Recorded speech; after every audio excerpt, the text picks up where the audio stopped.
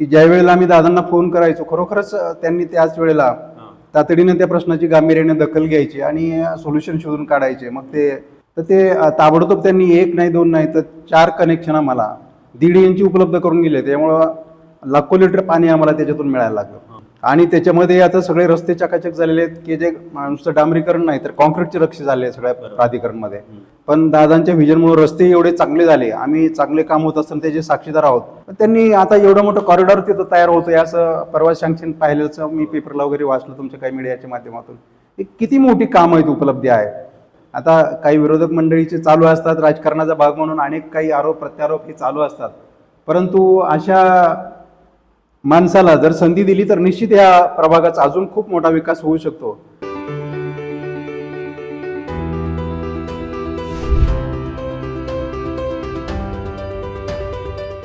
नमस्कार, मी भाऊसाहेब कोकाटे. आज आपण एका अशा ज्येष्ठ व्यक्तिमत्वाशी चर्चा करणार आहोत, त्यांच्याबरोबर बोलणार आहोत की जे मूळतःच अहिल्यानगर जिल्ह्यातील कर्जत तालुक्यातील बाबासाहेब पाटील म्हणून आज आपल्या स्टुडिओमध्ये आहेत. काका नमस्कार. नमस्कार. काका, मला एक सांगा, साधारण तुम्ही अहिल्यानगर कर्जत तालुक्यातून इथं आलात तर किती वर्षापासून तुम्ही वास्तव्यास आहात इथे? 10-12 वर्ष झाली साधारणतः. 10-12 वर्षापासून. 10-12 वर्षापूर्वी तुम्ही इथं आलात तेव्हा सुरुवातीचा भोसरी विधानसभा मतदारसंघ किंवा चिखली किंवा मोशी हा भाग तुम्ही जिथे राहता तो भाग आणि आत्ताचा चिखली मोशीचा भाग याच्यामध्ये काय बदल जाणवतो तुम्हाला? बदल म्हणाल तर सर खूप मोठा बदल झालेला आहे. कारण आम्ही ज्या वेळेला आलो पिंपरी चिंचवडमध्ये, खरं तर आम्ही हडपसरला आमचं व्यवसाय होता म्हणजे, आणि त्या व्यवसायाच्या निमित्तानं तिथं राहत असताना ज्यावेळेला इकडे आलो त्यावेळेसची परिस्थिती जर पाहिली तर हे वाढतं शहरीकरण आणि प्रचंड वेगाने वाढत असल्यामुळं अनेक म्हणजे रस्त्यापासून पिण्याच्या पाण्यापासून आता रहिवाशी सुविधा जर म्हटलं तर सोसायट्यांचे अनेक प्रश्न होते. आणि असे या भागामध्ये खूप मोठे प्रश्न निर्माण असायचे. आणि पण आम्ही पाहिलं की ज्यावेळेला सुरुवातीला आम्ही व्यवसाय म्हणून शॉपमध्ये चालू केलं तर त्या ठिकाणी पण फार प्रचंड अडचणी असायच्या, खूप काही लाईटच्या प्रश्नापासून अगदी सगळ्याच गोष्टीचे. पण ज्या वेळेला असे काही प्रश्न निर्माण झाले योगायोगानं त्यावेळेला नुकतेच काही दिवसानं दादांची व्यक्तिमत्व आलं. पहिला इतिहास आम्ही फारसं सांगू इच्छित नाही, कारण पण ज्यावेळेला आम्ही जो तफावत म्हणून जो फरक पाहिला तर दादा आल्यानंतरचा जो या पिंपरी चिंचवडनं विशेषतः ह्या प्रभागामध्ये जवळपासच्या एरियामध्ये आम्ही जे पाहिलं अनुभवलं ते खरोखरच अतिशय वाखाणण्यासारखं आहे. आणि मी तर माझ्या आयुष्यामध्ये एक वर्ष जवळपास 70 असताना अनेक राज्यकर्ते आमदार पाहिले, काही लोकप्रतिनिधी पाहिले, त्यांच्या कामाच्या पद्धती पाहिल्या. परंतु खरोखरच मला आपण काही राजकारणी नाहीत, कोणाविषयी काही फार काही जास्त बोलायचं कारण नाही किंवा पक्ष गटतट पण आम्ही मानत नाही खरं तर. कारण विकासाच्या दृष्टीने जर चांगलं जे करतात व्यक्ती म्हणून दादांना खूप पावले ते आम्हाला मनापासून. आणि त्या काळाच्या ओघामध्ये ज्या वेळेला काही प्रश्न निर्माण झाले त्यावेळेला आम्ही जे आमचे फेडरेशनचे अध्यक्ष आहेत आदरणीय संजीवनजी सांगळे साहेब, त्यांच्या माध्यमातून थोडीशी आमची जवळीक आली आणि त्याच्यानंतर त्यांचं काम खूप सोसायटीसारखी चांगलं भावलं असताना मग आम्ही एका ग्रुपमध्ये काम करायला लागलो. अनेक सोसायट्या पाहिल्या. मला वाटतं आता आपल्या या प्रभागामध्ये जवळपास आणि फेडरेशनच्या 1300 आसपास जवळपास वर जास्त सोसायटी आहेत. पण एवढ्या सोसायटीचे प्रश्नही जवळून बघायला मिळाले. विशेषतः मी एका सोसायटीचा चेअरमन असताना. तुम्ही आता कुठल्या सोसायटीचे चेअरमन राहता? मी शुभारंभ सोसायटीमध्ये जाधववाडीमध्ये. आता 5 वर्षात हे आम्ही थोडीशी निवृत्ती घेतली, पण त्याच्या अगोदर गेले 5 वर्ष काम करत असताना जे अनुभव आले ते अनेक वेळेला कधी महत्त्वाच्या प्रश्नावरती दादांनाही फोन केले की ज्या वेळेला आम्ही दादांना फोन करायचो खरोखरच त्यांनी त्याच वेळेला तातडीने त्या प्रश्नाची गांभीर्याने दखल घ्यायची आणि सोल्युशन शोधून काढायचे. मग ते पिण्याच्या पाण्यासाठी आमचा एक प्रश्न खूप मोठा गंभीर निर्माण झाला होता. यावर्षी पाण्याची पातळी खूप खाली गेली होती, पाणी फार कमी यायचं आणि अशा वेळेला मग टँकरनी पाणी वगैरे बोलवणं खूपच महाग असायचं. तर ते ताबडतोब त्यांनी एक नाही दोन नाही तर 4 कनेक्शन आम्हाला 1.5 इंची उपलब्ध करून गेले. त्यामुळं लाखो लिटर पाणी आम्हाला त्याच्यातून मिळायला लागलं.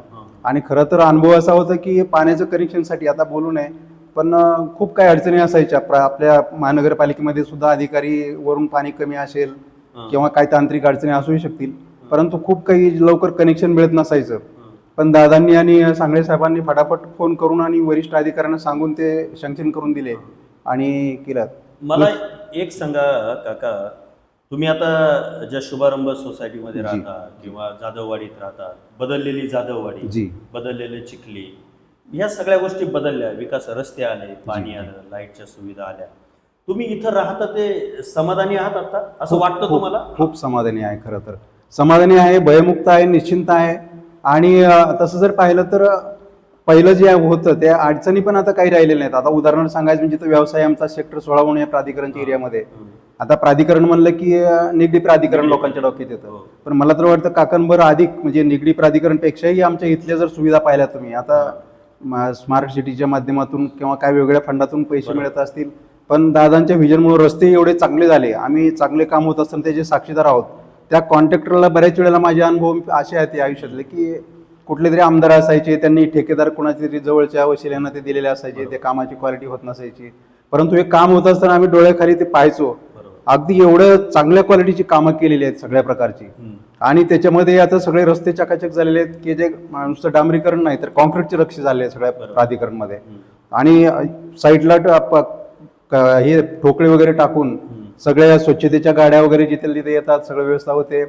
सुरक्षेचे जे काही प्रश्न निर्माण व्हायचे, पाकिट मारलं, गळ्यातलं मारलं, लेडीजचे काही हिचवाट हे व्हायच्या, काही आमचे दुकानं फुटायचे बऱ्याच वेळेला, तर आता कॅमेरे लागलेले आहेत प्रत्येक चौकामध्ये सगळीकडं. आणि त्याच्यामुळं सगळे कनेक्ट झालेले आहेत. मला वाटतं इथून पुढच्या काळामध्ये जर एखादा काही असा क्राईम झाला तर 5 मिनिटामध्ये कदाचित त्यांना आरोपी शोधता येईल, इतक्या चांगल्या पद्धतीचं काम. आणि नुसतं एकच नाही, तशी कामं खूप सांगता येतील. खरं तर सर तुम्ही योगायोगानं खूप चांगलं मला वाटतं प्रश्न विचारताय. या पिंपरी चिंचवडमध्ये अनेक दुसरे प्रभाग पाहिले, मतदारसंघ पाहिले, त्याच्याही पेक्षा ही उद्योगनगरी असताना इथं लाखो लोक राहतात.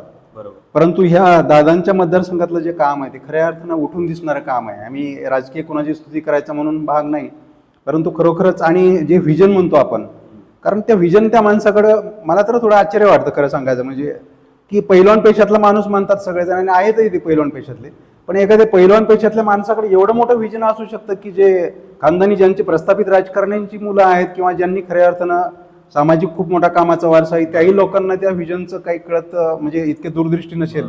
मला तर वाटतं 50 वर्ष 100 वर्ष डोळ्यासमोर ठेवून दादा काही निर्णय घेत आहेत. आणि अनेक निर्णय किंवा अनेक जी कामं चालू आहेत की मग उदाहरणार्थ आता तसे सांगायला तर खूप आहेत, तुमच्या मुलाखतीला सुद्धा तो वेळ अपुरा पडेल.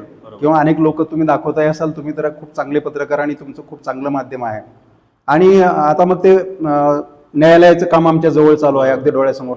तिथंच जिल्हा सत्र न्यायालय खंडपीठाची एक हे पण आणण्याचा त्यांचा प्रयत्न चालू आहे. तिथं एक कॉलेजचं काम चालू आहे, शिवपी. त्याच्यानंतर हे जे प्राधिकरण मधले जे काम आहेत, आता संभाजी महाराजांचं जो पुतळ्याचं काम आहे ते भारतामधला एक चांगला मोठा, जगातला सर्वात मोठा मला वाटतं, बरोबर सांगितलं तुम्ही, की असा एक पुतळा तिथं होत आहे. खरं तर भारत विशेषतः महाराष्ट्र म्हणलं की एक संतांची मायभूमी आहे. संत तुकाराम महाराज, संत ज्ञानेश्वर महाराज या पवित्र ह्याच्यामध्ये तीरावरती आपले हे मतदारसंघ आहे योगायोगानं. आणि ज्या वेळेला दादांची कामं पाहिली, मग ते महिलांसाठी त्यांचा एक दृष्टिकोन असेल की इंद्रायणी तडीज नावाचं जे त्यांनी एक व्यासपीठ काढलं किंवा जे एक उपक्रम चालू केला पहिल्यांदा महिलांना न्याय देण्याचं, ते पाहिलं. खऱ्या अर्थानं त्याच्यात काय राजकारण आहे, महिलांना उभं केलं, किती माणसं आम्ही डोळ्यानं पाहिली की त्यांना एक नवीन उद्योग व्यवसायाला संधी दिली. हे आपल्या बैलांचं नंतर एक प्रदर्शन भरवलं, खिलार बैल होते, आणखी गायींचं होतं. हे खूप काम पैलवांसाठी, खेळासाठी असेल का मुलांसाठी असतील, असे अनेक उपक्रम आणि विकासाचे उपक्रम. मग मेट्रोपासून असेल, आता जिथं अतिशय दररोज जिथं ट्रॅफिक जाम होतं आपल्या चाकणच्या साईडला वगैरे किंवा बरेच असे तर हे प्रश्न आहेत. पण त्यांनी आता एवढं मोठं कॉरिडॉर तिथं तयार होतोय असं परवा सँक्शन पाहिल्याचं मी पेपरला वगैरे वाचलं तुमच्या काही मीडियाच्या माध्यमातून. एक किती मोठी कामं आहेत, उपलब्धी आहे. उद्योगनगरीतल्या इथले अनेक कारखानदार काही त्रास होत होता, त्यांना पाठबळ देण्याचा आता कारखानदाराशी आम्ही थोडेफार संबंध मिळतात, व्यवसायातनं काय बोललं जातं, तेही खूप समाधानी आहेत की आता थोडंसं आम्हाला एकदम छान वाटतं, सुरक्षित वाटतं, व्यवस्थित वाटतं. म्हणजे भीतीमुक्त आहेत, अगदी 100% भीतीमुक्त आहेत. आता राजकारणाचा भाग म्हणून खरं तर आमचा दृष्टिकोन कोणाविषयी काही भलबरं बोलण्याचं नाहीये, पण दादांचं जे काम आहे नागरिक म्हणून आणि मला जे अनुभव आले सामाजिक काम करत असताना, ते खरोखरच मी दादांविषयी खूप समाधानी आहे. अशी खरे राज्यकर्ते मंडळी असली पाहिजेत, आमदार असले पाहिजेत.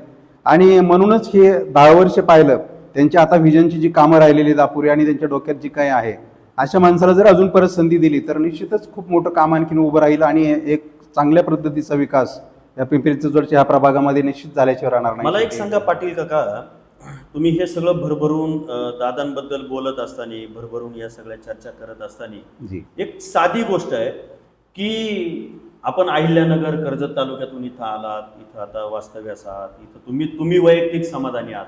जी तर आपल्या अहिल्यानगर वासियांसाठी आणि कर्जत मधून इथं स्थायिक असणाऱ्या सगळ्यांच्यासाठी दादांच्या बाबतीत काय संदेश द्याल तुम्ही? नाही, नक्कीच. कारण कसं आहे की आता मी एक माझ्या सामाजिक जीवनातही मी एक कार्यकर्ता म्हणून वावरलो, संघटित अनेक चळवळीमध्ये काम करण्याचा योग आला बरोबर. आणि त्याही माध्यमातून मी पाहिलं. तर माझं तर एक नम्र विनंती राहील, अगदी आमचे तिकडले वासी अहिल्यानगर वासी म्हणूनच नाही, पण या पिंपरी चिंचवडच्या इतरही प्रभागात जी बाहेरची मंडळी आलेली असतील त्या सगळ्यांसाठीच मला तर माझं मत म्हणून असं वाटतं की खऱ्या अर्थानं जास्तीत जास्त लोकांनी दादांना या वेळेला संधी देण्याची जर अजून चांगला योग आला आणि दादांचं कामही तसं आहे, वातावरणही तसं खूप छान वाटतंय. आता काही विरोधक मंडळीचे चालू असतात, राजकारणाचा भाग म्हणून अनेक काही आरोप प्रत्यारोप हे चालू असतात, परंतु अशा माणसाला जर संधी दिली तर निश्चित या प्रभागाचा अजून खूप मोठा विकास होऊ शकतो. आणि या सगळ्या लोकांनाही त्या निमित्तानं माझं तर खरं म्हणणं राहील की सगळ्याच लोकांना जास्तीत जास्त अशा चांगल्या माणसासाठी असं भरभरून त्यांना पाठिंबा देण्याची गरज आहे. कारण अशा वेळेला आपण पाहतो बाहेरचे सुद्धा की जर लोक चांगल्या माणसाला जर काही निवडून द्यायला चुकले, काही प्रलोभन म्हणा किंवा काही समज गैरसमज म्हणा, आता बऱ्याच वेळेला नेरेटिव्ह आपण ज्याला अफवा म्हणतो किंवा एखाद्या माणसाविषयी चुकीचं बोलणं म्हणतो किंवा अपप्रचार म्हणतो, तर असा काही अपप्रचार करण्यापेक्षा की योग्य माणसाला योग्य वेळेला संधी दिलं आणि हीच खरी वेळ असते. कारण कुठल्याही प्रबोधनाला बळी न पडता खंबीरपणानं पाठीशी उभं राहून जास्तीत जास्त मताने जर झालं तर कदाचित दादांना, मला तर खात्री आहे की जर सरकार चांगल्या पद्धतीचं आलं तर मंत्रीची संधी सुद्धा यावेळेला निश्चित मिळेल.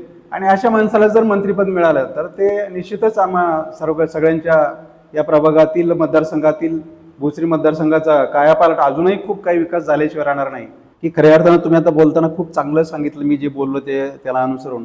परंतु मी महिलांच्या बाबतीत सुद्धा पाहिलं की बरेच आमदार महिलांशी मनमोकळेपणानं महिला जाऊन भेटणं असेल किंवा काही प्रश्न सांगणं असेल, मी असं काही चित्र पाहिलं बऱ्याच वेळेला की महिला सुद्धा दादांशी एवढ्या निर्भयपणानं जाऊन अगदी दुःखाच्या वेळेला असं गळा पडून रडणारे प्रसंग पाहिले. त्यांना आधार देताना दादांनी हात नमस्कार करून त्यांना काही अभिवचन देताना किंवा त्यांच्या पाठीशी काही आधार देताना पाहिलं. एवढंच नाही तर मध्यंतरी ज्या वेळेला एका बालिकेवरती अशी घटना घडली दुर्दैवानं आणि मध्यंतरीच्या काही घटना घडल्या, त्यावेळेला दादांनी असं ठामपणाने निक्षून सांगितलं की जर आज तो आरोपी असेल की रात्रीच्या, मला वाटतं आपल्या कुठं तुमच्या आपल्या पिंपरी चिंचवडमध्ये घडलेली घटना होती आणि रात्रीच्याला दादा तिथं पोलीस स्टेशनला गेले, तिथून तिथलं काही न्याय देण्याचा प्रयत्न केला आणि ठणकावून सांगितलं की ते आरोपी आमच्या ताब्यात द्या. आणि लोकांना विश्वास दिला की जर हा आरोपी, मी अगोदर त्याचं काय कार्यक्रम करायचे ते बरोबर करतो, त्याला समाजाला सुद्धा एक प्रकारची अशा घाण चुकीच्या गोष्टी करण्याची एक दहशत बसेल, अशा प्रकारचं तुमचा आशीर्वाद असू द्या, मी ते करतो. असा ठामपणा छातीला हात लावून एखाद्या वाईट घटनेवरती एक ठामपणानं बोलणारा माणूस की खरोखर लोकप्रतिनिधी मी पहिल्यांदा पाहिला. दुसरी गोष्ट अशी की अशा प्रकारच्या नेहमीच घटना घडतायत आणि म्हणून अशा कणखर माणसं बऱ्याच वेळेला दादाविषयी बोलल्या जातं. मला ते अजून कोडं उलगडलं नाही की दादाची मग दहशतीचं कुणी बोलत असेल, कुणी असेल. मला कुठं असं वाटलं नाही इतक्या दिवसामध्ये की दादांची कुठं दहशत वाटली किंवा कुणाला असं दमदाटी करताना पाहिलं की अरेरावीपणे करेल. आमच्यासारख्या माणसाला दादा ज्यावेळेस हात खाली करून हात जोडतात त्यावेळेस याच्यापेक्षा काय असं दादांचे विशेष म्हणजे आमच्या समावेश असल्यामुळे दर्शनाला दादांचे पिताजी एक दिवस आले होते आणि त्यांनी सुद्धा बाबांनी पाहिलं. सहज आमच्या दुकानापुढे आल्यानंतर आम्ही नमस्कार केला की ज्येष्ठ थोडेसे मंडळी आहेत, तर ते येऊन लहान मुलांना मांडीवर घेतलं. मायेनं अक्षरशः आम्हालाही सगळ्यांना विचारपूस केली, काही कमी जास्त काही प्रश्न काही अडचणी असतात का, काही असं एवढं आपुलकीनं बोलणार यांचं घर संस्थान करण्यासाठी. आणि असं कधी दिसत नाही, कारण एक आमदार किंवा लोकप्रतिनिधी म्हणलं की त्यांचे घरचे पण थोडंसं वेगळे वागतात मंडळी. आजची थोडीशी सर्वसामान्य माणसाविषयीची फारशी हे करत नाहीत. इलेक्शनच्या वेळेला करतही असतील, पण यांचं कायमच मी पाहिलं गेली 10 वर्ष सातत्यानं. हा फार खूप वेगळा अनुभव आला खरं म्हणजे. आणि म्हणून मी खूप, तुम्ही आता जे सांगितलं ते खूप योग्य सांगितलं मी बोललेलं. पाटील काका, तुम्ही अतिशय मनापासून आदरणीय आमदार महेश दादांबद्दल बोलला, त्यांच्या कामाच्या संदर्भात बोलला. तुम्ही इथं राहण्यासाठी हॅप्पी आहात, प्रसन्न आहात, इथं तुम्हाला भयमुक्त राहणं मिळतं, ज्येष्ठ नागरिकांची काळजी घेतली जाते, महिलांची काळजी घेतली जाते, या सगळ्या गोष्टी आहेत. त्याच्यामुळं अहिल्यानगर कर्जत तालुक्यातून इथं आपल्या आयुष्याला नव्या स्वप्नांची भरारी देण्यासाठी ही मंडळी इथं आली आणि इथं येऊन समाधानी आहेत. म्हणजे त्यांना असा भास होतो की कदाचित आपण आपल्या गावातच आहोत. इतकं मोठं काम दादांचं आहे, इतकं मोठ्या मनाने ही सगळी मंडळी बोलतात. काका, तुम्ही आज आमच्याकडे आलात, आम्हाला वेळ दिलात, दादांबद्दल बोललात, त्याबद्दल आमच्या सगळ्या सहकाऱ्यांच्या वतीनं मनापासून नमस्कार.